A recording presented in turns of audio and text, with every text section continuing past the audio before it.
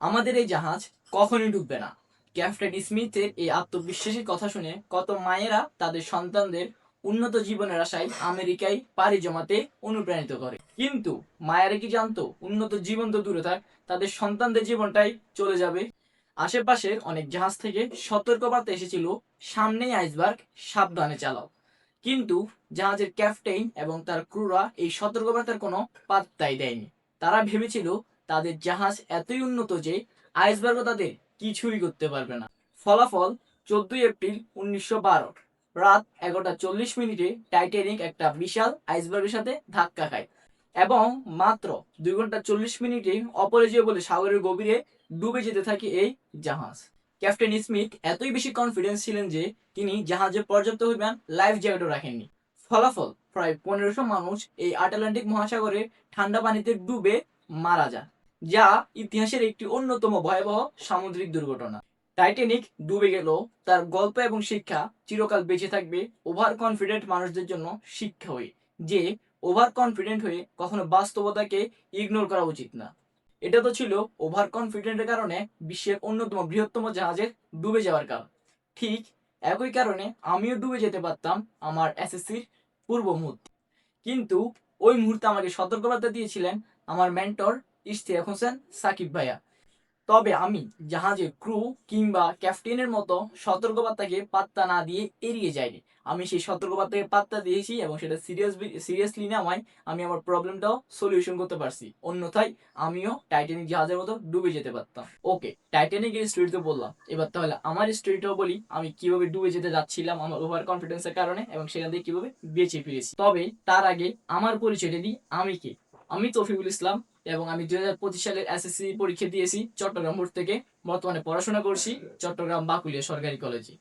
আমার স্ট্রিট হচ্ছে আমি আমার স্ট্রিট হচ্ছে আমি আমার স্কুলের টেস্ট পরীক্ষায় আমার প্রত্যাশা চেয়ে খুবই ভালো একটা রেজাল্ট করেছি এবং সেটার পিছনে যে মেইন রিজন সেটা হচ্ছে দেখি সাকিব ভাইয়ের গাইডলাইনগুলো প্রপারলি ফলো করা। এবং যখন আমি ভালো রেজাল্ট করলাম তখন আমি ওভার কনফিডেন্সের সাগরে ভাসতেছিলাম। ফলে আমার মনে হতো যে এই বিষয়টা তো সহজ, এটা আমি না বললেও পারবো, এটা আমি না লিখলেও হবে বা আমি প্রপারলি প্র্যাকটিস না করলেও হবে। যখন আমি আমার এই প্রবলেমটা ধরতে পারলাম তখন সেটা আমি আমার মেন্টরকে জানালাম। আমার মেন্টর বললেন এটা খুবই মারাত্মক একটা সমস্যা, কারণ এর জন্যই আমরা পরীক্ষার হলে গিয়ে সহজ জিনিসগুলো পারি না, ঈদের জিনিসগুলো ভুলে যাই বা পারা জিনিস যে জিনিসটা আমি পারতাম একটু প্র্যাকটিস করলে সেটাও আর লিখতে পারি না এবং এর জন্য আমাদের মার্কস অনেক বেশি কমে যায়। এরপর থেকে আমি আমার সমস্যাটিকে সিরিয়াসলি নিই। তখন আমার মেন্টর আমাকে কিছু সলিউশন দেন যেগুলো আমি ফলো করে খুবই ভালো একটা রেজাল্ট পেয়েছি এবং আমার ওভার কনফিডেন্সটাকেও দূর করতে পারছি। সেই সলিউশনগুলো আমি শেয়ার করবো আজকে তোমাদের সাথে। তবে আমি ড্যাম শিওর তোমরাও কিন্তু এই সমস্যাটিতে ভোগো, যা এই জিনিসটা সহজ, এটা না পড়লেও হবে, এটা না লিখলেও হবে, প্র্যাকটিস না করলেও হবে, অর্থাৎ ওভার কনফিডেন্সে ভোগো।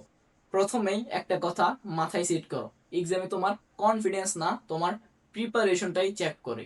তাই তোমরা যারা ওভার কনফিডেন্সে ভোগো তারা এখন থেকেই, তোমাদের যদি এমন মনে হয় যে এই জিনিসটা সহজ, এটা পারি, এটা না পড়লেও হবে বা প্র্যাকটিস না করলেও হবে, তাও তোমরা এই বিষয়টা ভালোভাবে বা টপিকটা ভালোভাবে রিভাইজ করো এবং প্রপারলি প্র্যাকটিস করো।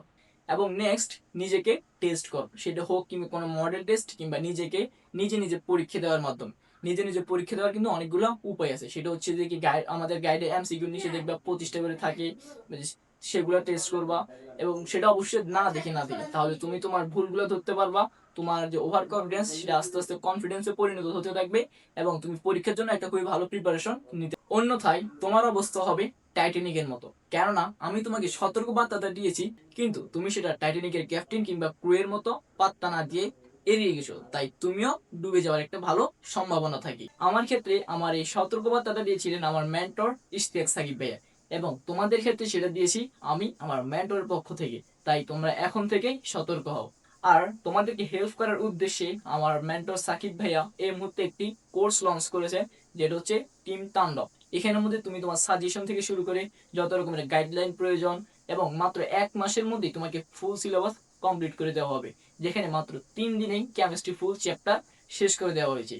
তাই তুমি যদি ইন্টারেস্টেড হও বা একজন সিরিয়াস স্টুডেন্ট হও, তোমার উচিত এখনই সেই কোর্সে এনরোল করা।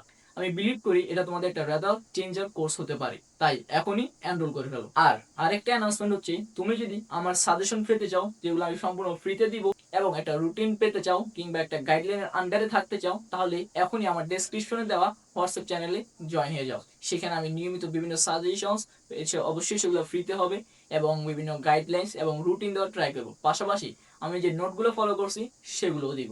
তাই আর দেরি কিসের, এখনই জয়েন হয়ে যাও। এই ছিল আজকের ভিডিও, এবং আমার এই ভিডিও নিয়ে তোমার যদি কোনো কনফিউশন থাকে কিংবা কোনো মনে কোনো ডাউট বা প্রশ্ন থাকে, তবে সেটা অবশ্যই কমেন্টে জানাবে, এবং আমি অবশ্যই তোমার কমেন্টে রিপ্লাই দিব।